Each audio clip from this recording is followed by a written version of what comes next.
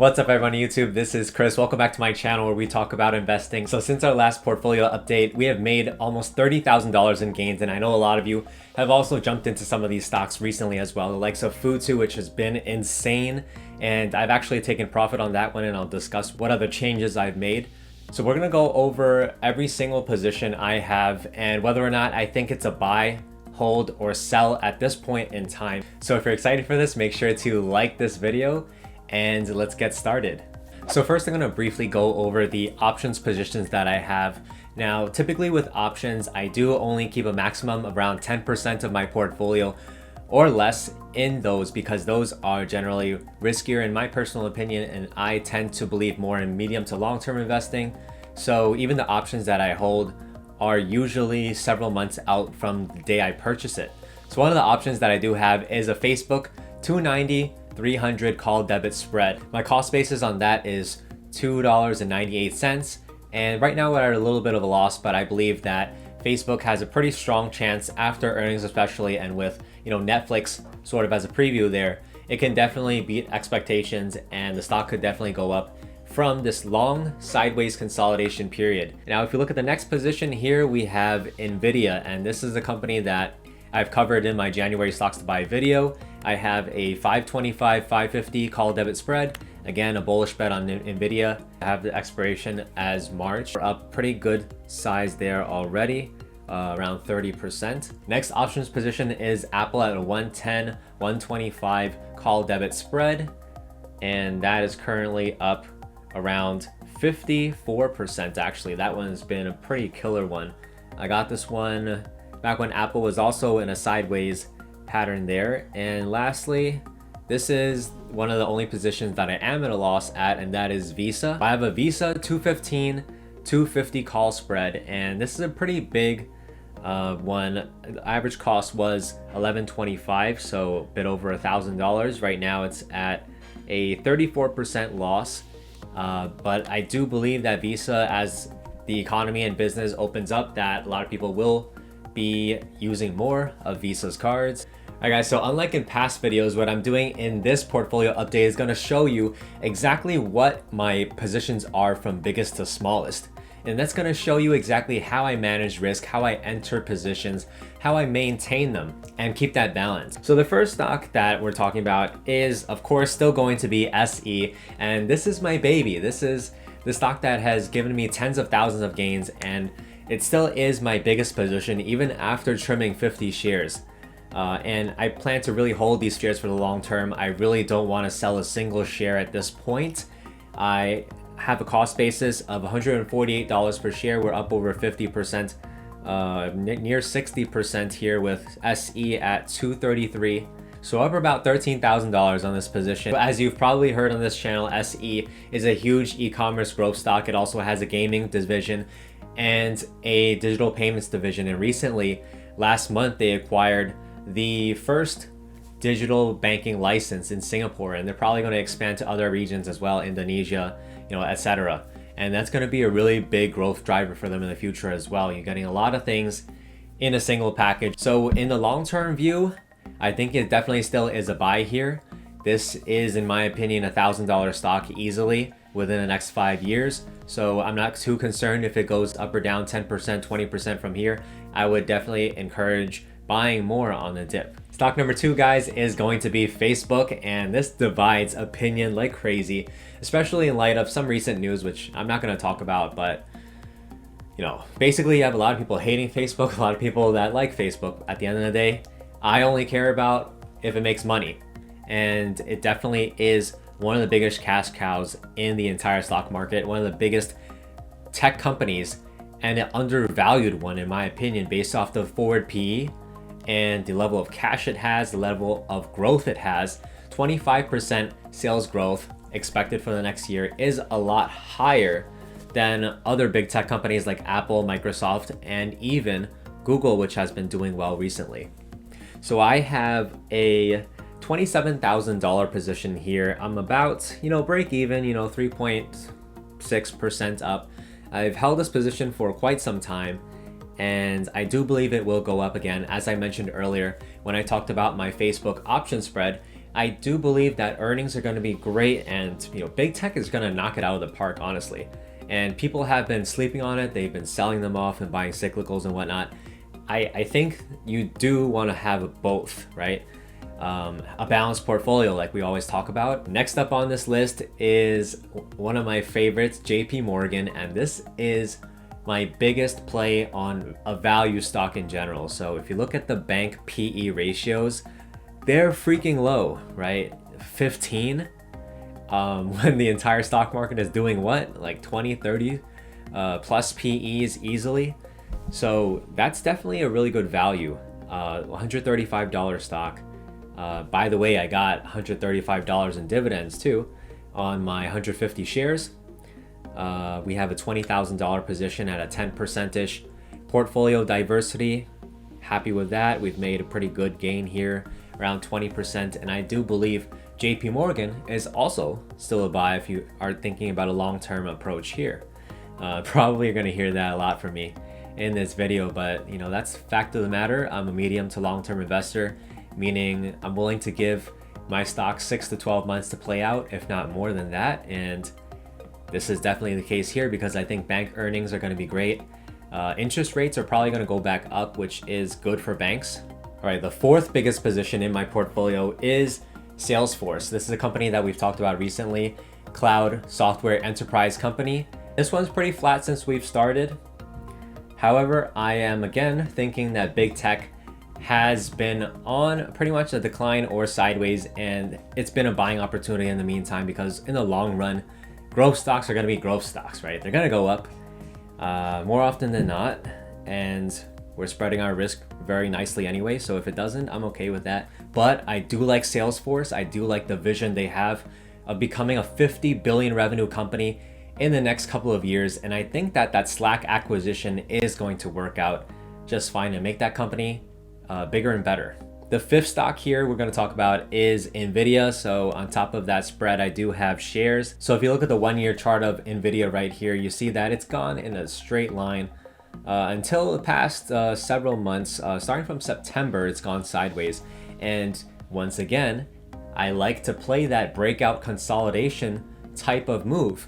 And I think Nvidia easily is going to 600, 700 in the next couple of months. And that's why I'm bullish on it so much that I have a call debit spread as well. So we're up 5%, pretty nice start, $13,700 position here. AMD has gone up huge, Taiwan Semiconductor, even Intel is doing well. I mean, come on guys, Intel. Next on this list is Realty Income Corporation, ticker symbol O. And this is a company that I did my first video on YouTube, and I do still own it. I have 180 shares, so I added to my position recently and have a $10,000 position here, 5% of my portfolio, and this is a pretty good stable stock. You're not going to get a whole lot of growth out of it. You can't exactly go out and acquire 30% more or 50% more properties every year. That's a ton of money. They can only do so much. Add some properties every year, rent them out. Over time, hopefully you can increase those rent prices. In the meantime, you can also collect a lot of dividends from this company. So if you are a dividend investor or thinking about retirement, I would say O is a buy. Otherwise, to be honest, it's probably just a hold for most people, and maybe buy a little bit over time. But especially if you are a young investor, such as myself, I'm not going to commit a whole lot of money to something that's not going to grow a lot long term. And as you can see, we're just about flat on this position as well, down 11 bucks. It is what it is, right? Moving on to the next stock here, and the stock that never goes up but never goes down either. So it's been $19-20 for the past 3 or 4 months. You can, of course, I would say swing trade it. So in that sense, I would say it's a buy if you are more of a trader here. It definitely goes up and down between 20 to 22, 24. So that's still a pretty nice gain. But as far as long-term aspects, I am definitely going to say it's probably a mild buy. and it's not moving a lot. So I'm not gonna say, you know, go out and buy a ton of shares here. We'll see how it goes on a valuation aspect. Rocket is really undervalued in my opinion. It's trading like a Wells Fargo. As far as valuation, the forward PE is in the 10s, very low. Some might say Rocket is a fintech company, but it sure is not being valued as such. And it does depend a lot on the housing market. We'll see how that goes, but I'm gonna still plan on holding my shares. I'm not gonna add more shares here. 350 is enough. If this is gonna stay dead money, fine, I'm okay with that. $7,000, it is what it is. Now, the next stock here is IPOE, and this is one that I'm really excited about because I do believe this is a great fintech company, and it's going to be SoFi when it is fully merged. And we've done a whole video on SoFi, so I'm not going to discuss too much about this. And I do have, you know, a vision where this stock can go to $100 per share or more by 2025. So check out that video if you are interested. It's a really nice in-depth analysis. But anyway, I do have a similar position here as well, around $7,000, 300 shares, and we're up 17% to date. Next stock here is SPG. You know, Simon Property Group is kind of a sleeper here. You know, it's kind of had its ups and downs, but after the whole vaccine news came out and people started buying cyclical stocks in general, the stock has been performing very well. It touched a previous high point around 95 back in June when it made a big move up. Now, is it a long-term stock? I'm gonna say probably not. But as a trade for the time being, I do think there is more upside as the reopening of our economy goes on. So we'll see. But as for me personally, I will probably just hold the position I have because it's enough for me. Moving on to Corsair Gaming, CRSR. This is a company that makes computer, streaming related hardware. So, you know, let me see if I can show you guys. Not this one specifically. Sorry, Corsair, but they make microphones. They make, you know, ring lights, camera accessories, things like that. This is a $36 stock here, and I do have around 150 shares. Now with Corsair, it's also been up and down stock, and right now it's kind of at a support level here around 34 is a key level, and also I believe, you know, 35, 36 here is a pretty key level as well. But in my opinion, the gaming industry is only going to grow in the long term, and we're seeing some pretty good results out of Turtle Beach, which is in the same industry, and Logitech. So I wouldn't be selling, because probably if I had to put my money on it, and I have, right, I think Corsair's earnings are going to be great in the coming release. All right, after that we have Tapestry. Now Tapestry is one of the biggest hits in my portfolio, and one of the stocks that I've called in the history of this channel back in September, I believe. And since that video, Tapestry has gone up over, I think, over 150%, almost 200%. From around $13, my original cost basis, to $33.75 here today. So I do only have 150 shares left of this company. At this point, I honestly would not say Tapestry is a buy. It's more of a hold, or if it goes higher from here, let's say 40, I probably would sell. Just because, again, I think that there is limited upside in the whole retail space in general. And although Tapestry has performed well in their e-commerce business, a lot of their business still depends on physical retail. Now, Boeing is a stock that I've added recently. It's been pretty much crushed by the pandemic and the lack of travel demand. And when there is low travel demand, airlines are not going to buy new fancy airplanes, right? Hopefully, as travel comes back, I do believe they're going to get a lot of orders in. They got like negative hundreds of orders last year, which was pretty painful. But I think they are well capitalized enough to, of course, survive. And this is a company that at the end of the day is kind of almost nationalized, because the Department of Defense needs Boeing for more than just airplanes, right? I do think Boeing is a buy here because of those reasons that I mentioned. MP Materials, this is a recent stock I purchased. We have an average of $31 at 150 shares. I do want to continue buying the stock for the reasons that I mentioned in this video right here, which goes into exactly why I'm bullish and how this is so important for the EV space in general. So if you're interested in this stock, definitely consider it because it has 2, 3, 4, 5x potential here, in my opinion. All right, Apple stock. So this is one that has been moving a lot recently.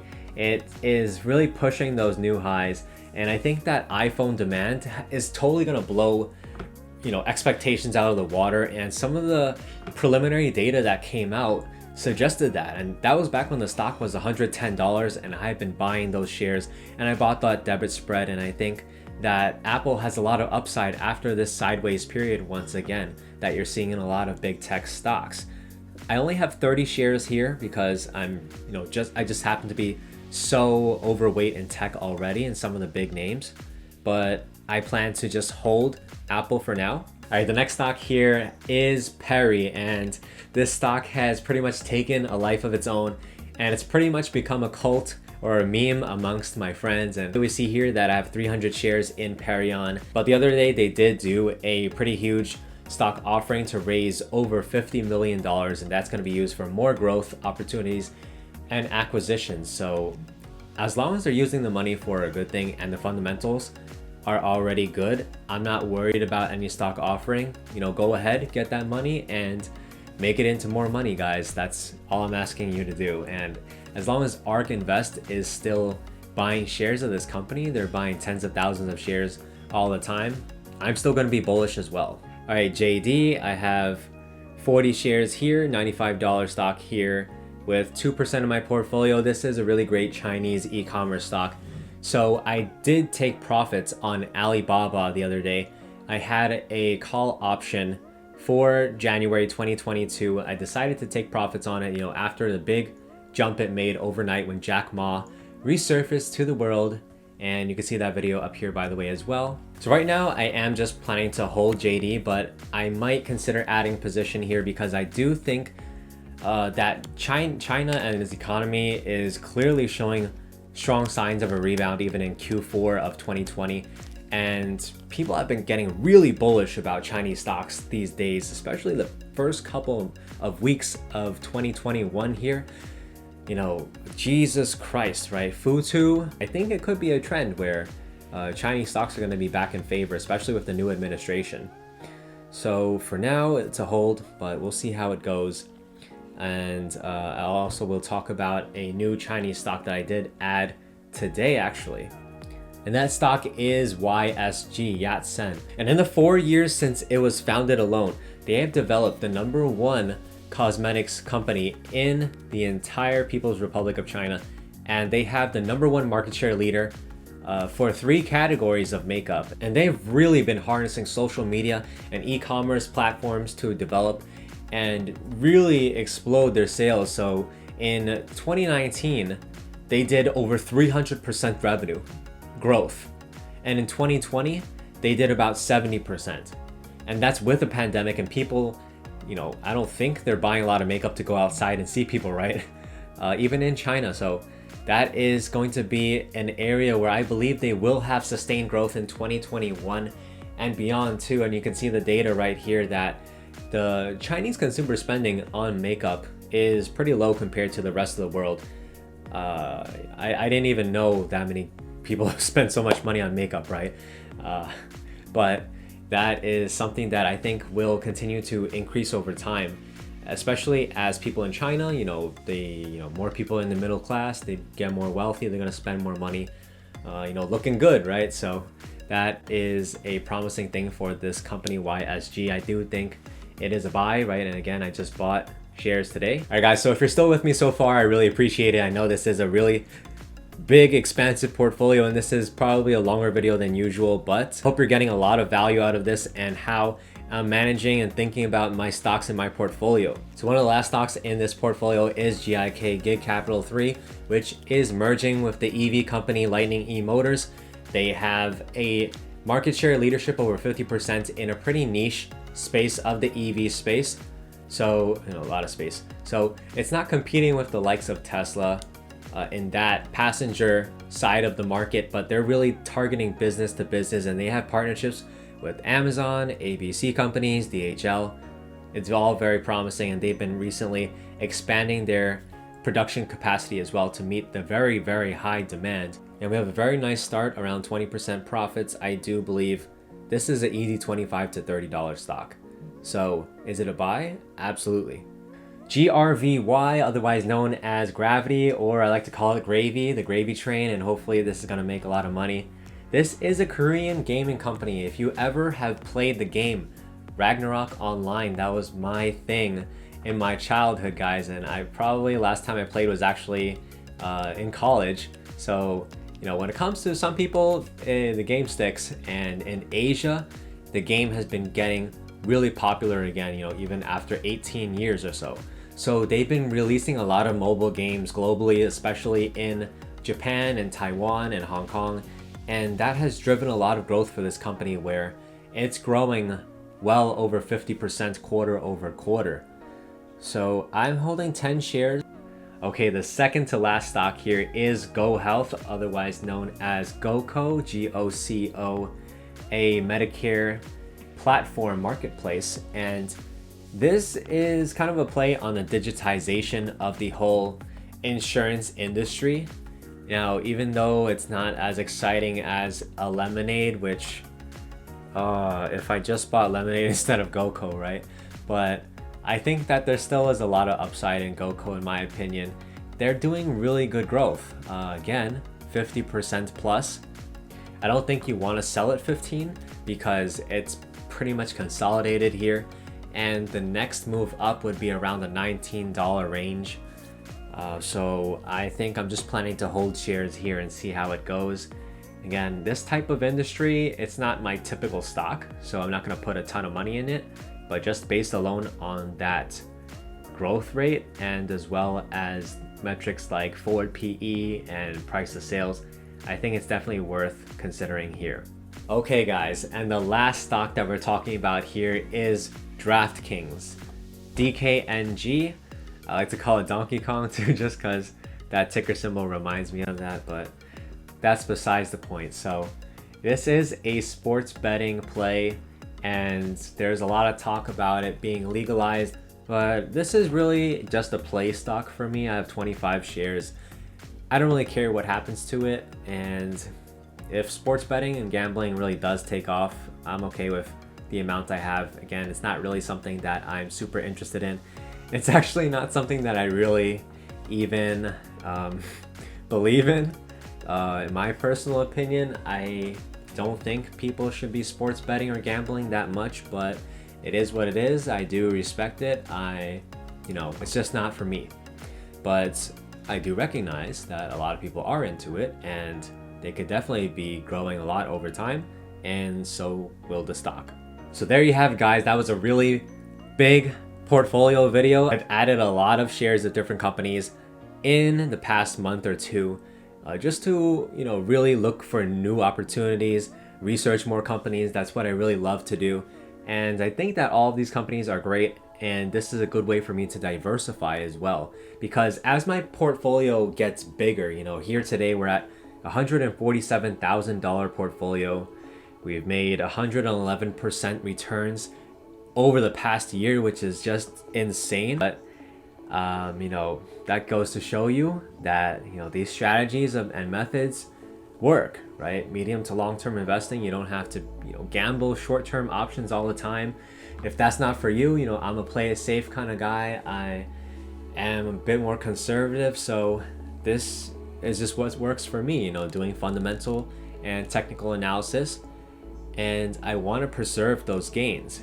And if you are interested in learning directly with me with my trading and investing strategies, make sure to contact me. My email is in the description down below, and I have a guide for sale as well as one-on-one live lessons with you. If you like this video, stay tuned for more great content like this, and subscribe if you haven't already. Till next time, my friends, stay well and invest responsibly.